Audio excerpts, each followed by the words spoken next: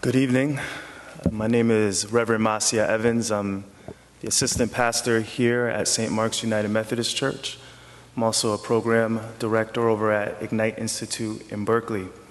I'll briefly say that when I first came here to St. Mark's a year ago, among the many things that I was tasked to do, I was tasked to see our approach of how we dealt with our youth.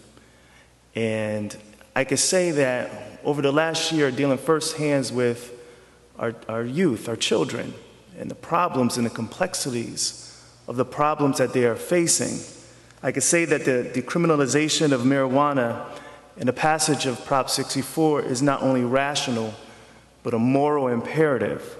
I was thinking about this and just thinking about my college days and how I saw brothers who lost their college housing because there was a bit of a roach kind of left and some RA caught them, or there was a remnant of a blunt smoked and they got kicked out of school. And all types of stuff is happening when you get that record, right?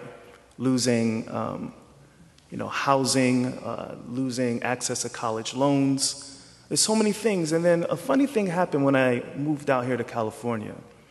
My wife and I moved to Santa Cruz, UC Santa Cruz particularly. And they had this event in April 20th. Y'all know about this. And it was the most incredible sight that I've ever seen, for there was this vast green meadow filled with mostly an ocean of mostly white students smoking. And the police were just watching. And it really brought home the disparity, because I've seen lives that were destroyed, literally destroyed. And here it was on this other side of the country, these mostly white students are being celebrated and protected even. So many of my colleagues talked about the legislative approach and even the moral issue, but I just wanted to briefly talk about, for me, this is also a spiritual issue. For along with the stripping of civil rights and decreased job prospects, the difficulties of getting loans for school and etc., our youth are sometimes branded with this scarlet letter C. And I'm concerned about what that does to the soul. What does it do when you have a society that sees you as less than or unworthy? What does it do for the soul when you see all around you your prospects dimming and you begin to lose a sense of hope? It's a spiritual problem for me because my faith dictates that we are all God's own and we have been given divine potentiality and purpose.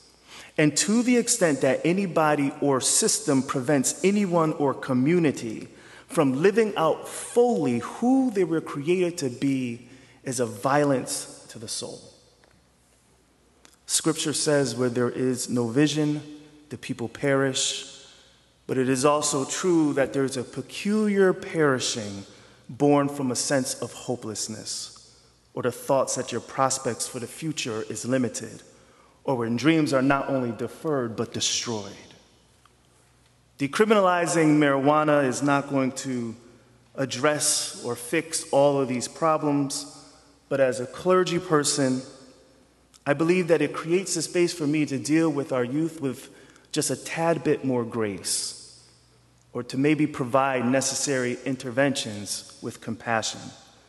It allows me to see our youth not as potential criminals needing to be regulated, but as divine beings ready to be released into their greater yet to be. And so I look forward to this conversation and partnering with my colleagues on this panel, and more partnering with other spiritual leaders who are committed to bringing more hope to our communities, and in particular, the lives of the youth in our communities.